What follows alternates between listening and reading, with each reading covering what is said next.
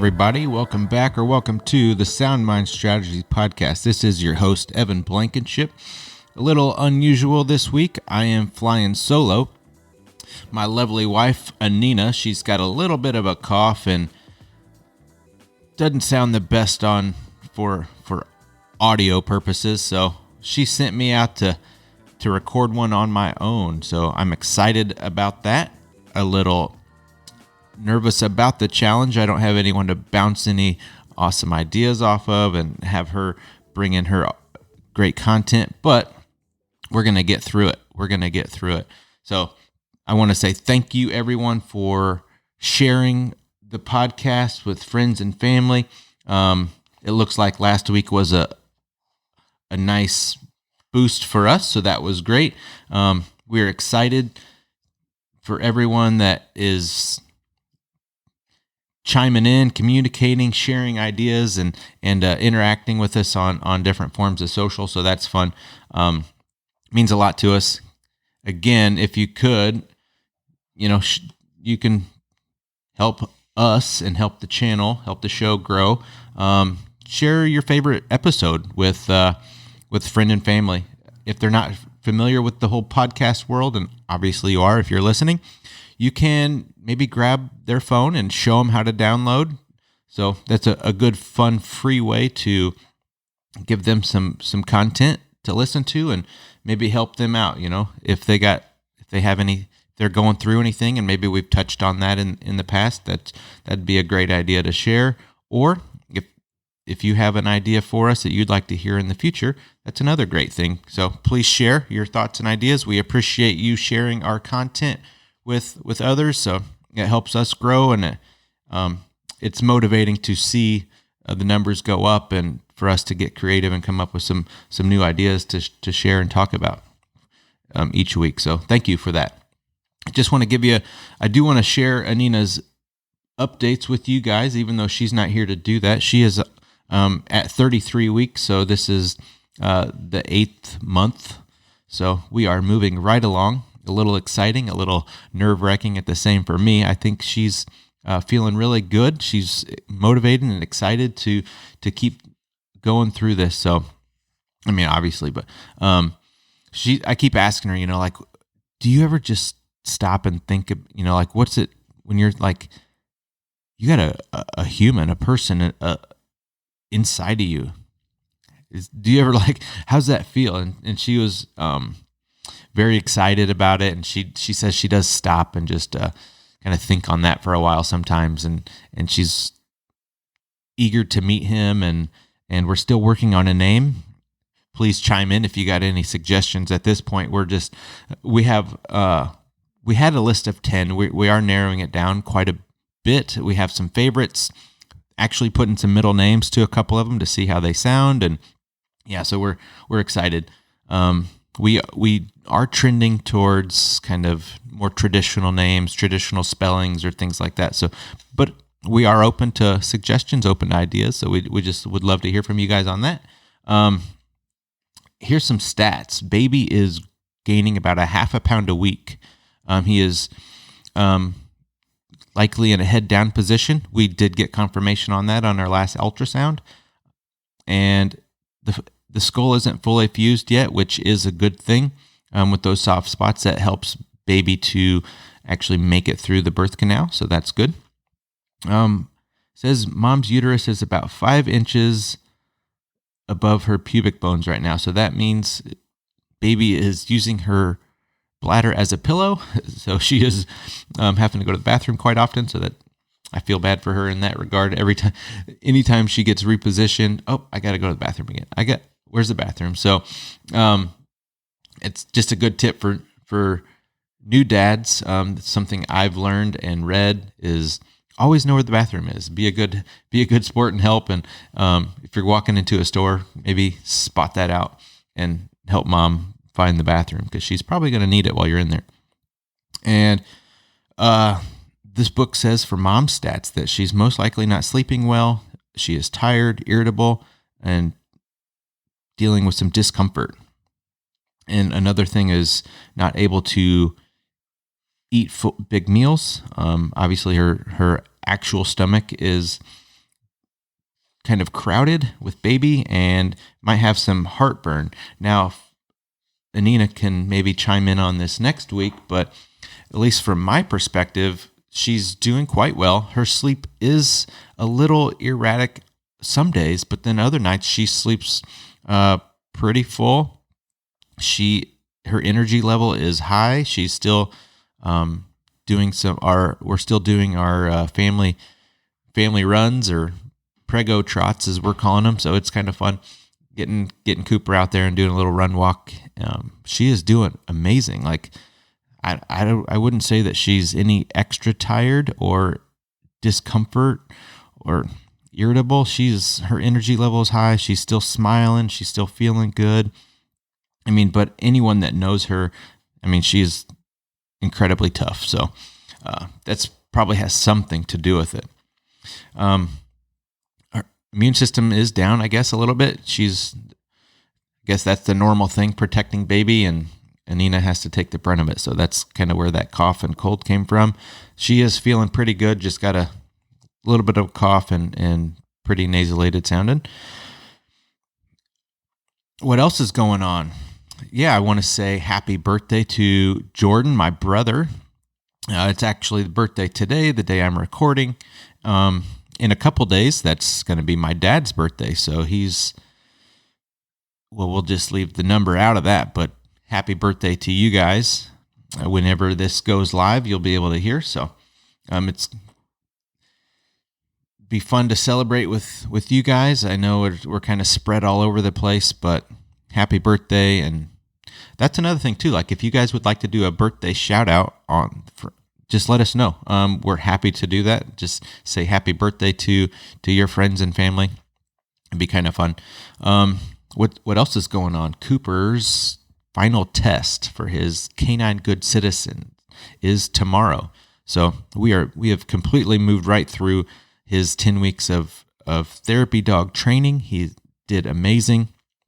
I remember I think it was the first or second week of the class, and I looked at Anina when we're walking out of the class, heading to the car. I said, this dog does not have a chance.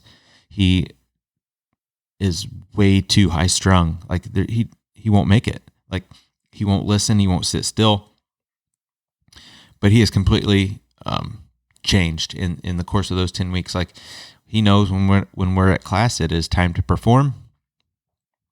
He is so eager to learn, to try new things, and nothing intimidates him, nothing rattles him. He's just been so fun to watch. Like we still have his supervised visits to get through, and things have been a little tough, a little challenging. We're pretty busy, but we're getting him in. But man, it was so fun watching him just go through the nursing homes and just perform, and he is doing great. So I think he's going to be a great therapy dog. That's going to be one thing that might get a little tough and a little challenging, especially when we introduce baby into the world. But Cooper, I've kind of made a commitment to keep that going, and even if some time gets in between visits, but we're definitely going to keep that in the mix. He has got a big heart and just a knack for loving on people. Just he will be whatever they need. If they need some high energy and some excitement, or if they just need really, really calm and chill and just someone to pet and love on, he will do any of that. So I am excited to watch him go through that and develop. And I am getting very eager to meet Baby B. We are still working on a name, kind of like I mentioned, and it's been fun. Over the weekend, we had a pretty full weekend. Anina's mom came down to visit. We'd had a 3D ultrasound, or the 3D, 4D, I think however they do it. It's all in one thing, and they can kind of just flip through different modes to get different photos. That was really, really exciting. My parents came down, and Anina's mom was down for that, and it was so fun. A lot of the pictures, he had his umbilical cord kind of in front of his face. So it made for but the way they can kind of zoom in and out through things, like still got some very, very interesting photos. So we got a little sneak peek on what he's going to look like. And as long as he looks mostly like Anina, he's going to be beautiful. So what else? Oh yeah, Saturday we had an all day long, like 8 to 4 baby childbirth class. And I'll tell you, I learned a lot. I'm very thankful that Anina set that up and that we were able to go. The lady who taught the class is a doula and massage therapist and very knowledgeable. She's been doing this for 20 some years. It was kind of set up through the hospital. We're going through Missouri Baptist, and there was 14 couples in the class, and I think everyone walked away with a good chunk of knowledge and just a better sense of preparation and readiness to welcome their first into the world. So I'm really excited. I did see some things that cannot be unseen, but I think it was just all in preparation. So we are still working out the final details of Anina's birth plan. And how about that nursery? Well, we haven't even gotten things out of the box yet. Give you a little update on that. So you know that we've been looking to move and trying to buy a house. We've been renting since we came to St. Louis, actually coming up on 4 years now. We have been struggling. We found some great homes. Prices are high, or price is right. A home isn't represented quite as well as what we'd like. So baby's due February 2nd. We decided, we're getting way too close. We just need to hit pause on this. Let's get the nursery set up where we're at. We're in a great space. It's safe. It's nice. It's very comfortable. We're very familiar with it. So we have this one neighborhood narrowed down that we kind of like, we would really like to be there. It kind of just fits all our needs. And we said, okay, we're just going to hit pause on this. We're going to get baby set up and get the nursery set up where we are. Unless something comes up here, we're not even going to look at it. It's got to be in the neighborhood, the right price, needs no work, ready to move in, and it's just the house is exactly represented very well, of the photos. Because a lot of times we're running into people who are just like excellent photographers. They're using Photoshop and all this stuff, polishing these things up, putting the best filters on them. So we're going through them, and they're not looking great. But this one, so that's on a Monday night. And when we decided, like, okay, we're just going to hit pause on this. Let's just get set up here, be comfortable. We'll reconvene, start the search again, after we kind of get in a little groove and everything going post baby arrival. Well, the very next morning, I get an alert on my phone. A house at the right price in the right neighborhood pops up. Photos look great. So Anina works late on Tuesdays, but she's like, you know what, Evan, do you mind driving or going through it? It's like, no, I'll do that. That's fine. So get a hold of the realtor, get everything set up. I go through it. It's great. Anina's going to love it. Like, okay, well, Anina, you got to see the place. So we make a second appointment for Wednesday, the next day. So I go back through it. Anina's through it. And we decide, okay, well, Lord, we're trusting you. Like, you heard us, you heard our prayers the night before of like, okay, we're done unless it's this. And, it's the price is right. It's the right neighborhood. So we put an offer in. They accept the offer. So we are moving. Crazy. We're moving. We close literally 2 days before baby B's arrival date. So I know, and he could come early, he could come late. There's a lot of things up in the air on that. Please be praying for us. We are excited, to say the least, a little nervous, and it's just going to be fun. So if you can help, if you want to help, if you have boxes, whatever, we're open to any form of help that you can offer, even if it's just kind words or send a prayer. We'll take it. But I'm excited. At this point, I'm trying to calm the nerves on, I run through all these scenarios of what's going to happen. Are we going to be in the middle of signing and closing for the house and just say, okay, we got to head to the hospital, or we're not even going to be able to make closing. We're in the hospital. What's all this look like? Even if we can move, everything sets up. Anina's not pretty much out of commission if she's, due in a couple days. So she's not going to be able to do too much. It's going to make for an amazing story, or we're going to wake up from that sleep coma and just say, wow, we actually moved and we made it okay. And thank you everyone for helping. So we're excited. It's going to be fun. It's going to be challenging to say the least, but I think it's going to be good. I think it's going to be really good. The commute is pretty much identical, just coming from the opposite direction, moving back into Illinois. So we're excited about that. We're excited to have a little extra space.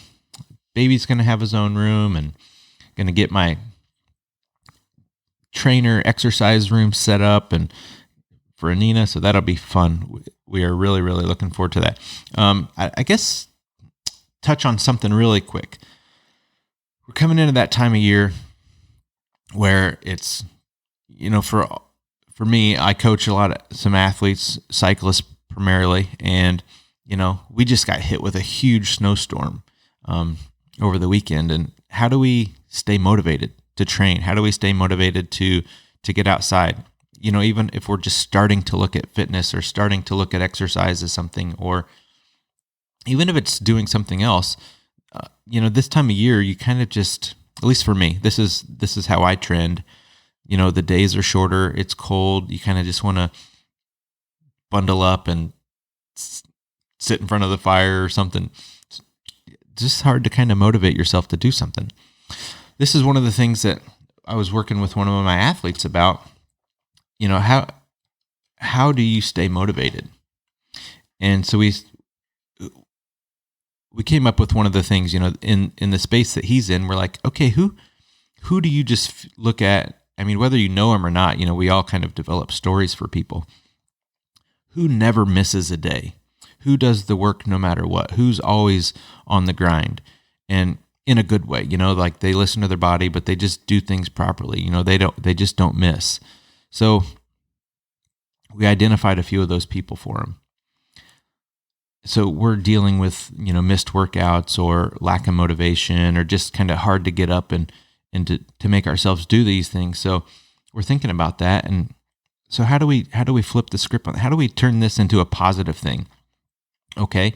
So what if on a day that, the alarm goes off, and it's either now's the time to get up and start getting ready, get on the bike or get the running shoes on, whatever thing you're into, or even if it's to do meditation, to do some yoga, to read or to write, if you're doing something.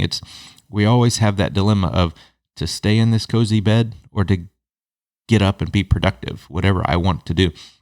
So if I hit snooze, what if I tell myself, okay, you got to call the people that we identified as the go-getters, the ones that don't miss. Hey, yeah, well, I'm not sick. No, I have the time. Now I just wanted to hit snooze. I just wanted to stay in that comfy bed.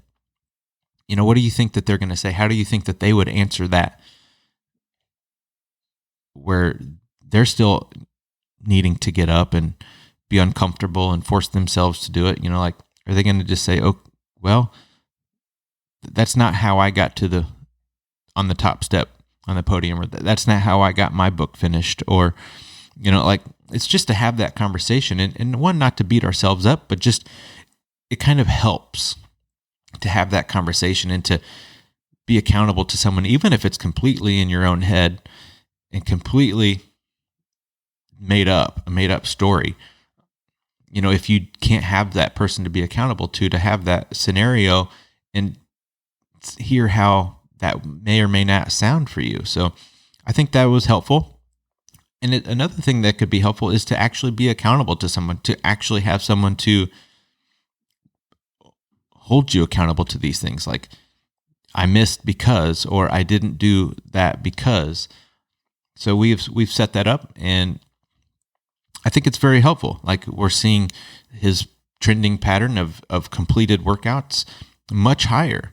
He went through a spell, like when he's on, he's on. He does very, very well. So, but same kind of thing. If you miss that one day, maybe you might get back on. But if you miss that second day, that's the important day. When you miss that second day, you've now created a new trend line of, lowering expectations or, missing the mark. And then you start to get on yourself and, I'm just not that good anyway, or I'm losing fitness, or I'm losing momentum. And, that can really be damaging if you let it be. If you need to set some ground rules of like, don't miss the 2 days, or, have that accountability partner. And sometimes you just got, if you plan ahead, like one of the things that works for me is I get everything set up the night before. I get the bike on the trainer, I get my water ready, I get my clothes laid out. Basically, the only thing I need to do is roll out of bed, get dressed, and go. So if we can decrease the barrier, the obstacles to do the thing, I have a much higher rate of success than if I have a lot of work to do and the first thing in the morning when I'm tired and not really wanting to go. So it's been helpful for me. I know it's worked for Anina, and she's still, like, she rode this morning, still not feeling great. We just wanted to move the body a little bit, and, it worked out. She was tired a little bit, but everything was laid out. She had everything ready to go, and she was able to ride. So she got a great ride in. I don't know. It just seems to work for us. What about you guys? What do you think? What are some things that work for you to keep your motivation level high, or to, if it's already in the tank, what do you do to flip that up, to get motivation back, to get that trending in the positive direction again? If you're writing, if you're reading, if you wanted to bring in a new practice, a new mindful brace practice, or if we're just, it's cold, there's snow on the ground, and I've seen only one person running by this morning. Normally I see a bunch running by the window. So, what do you do to get up and get yourself out there in the cold, run through the snow? Do you think about the stories that you get to tell yourself, like how tough you are? No one else is doing this, so I'm gaining a lot of fitness and a little mental toughness along the way too. So what are your tips? What are your tricks? I look forward to hearing from you over on the Facebook page on our Sound Mind Strategies tribe. And for those of you who aren't familiar with that, we have a closed group where we've kind of created a safe environment for us to have discussion, a little back and forth, and help edify and build up each other, share fun tips, tricks, ideas that have helped us, and kind of continue the conversation of these podcasts each week. We don't get a ton of action on there, and I don't know if it's people are nervous to be the first to share, or if they feel like they're going to be viewed in any negative way. That's definitely not what the space was created for. This is not somewhere where we just let anyone in. They do have to kind of request to be in the tribe and in the group. That way we're all kind of like, thoughtful and motivating and can help each other in that regard. So please feel that it is a safe environment that you can share and be a positive place to learn and grow from each other. I guess with that, I'm going to kind of wrap it up. It was a little different this week, and it was a little challenging for me to kind of have the discussion without my partner in crime here, Anina. So, but I think we got it done. And thank you for sticking with me. And one of the things, just closing again, please share. It does us a lot of good if you can kind of get this out there. And remember, go forward in power, love, and a sound mind. We'll see you in the next one. Thanks, y'all. Peace.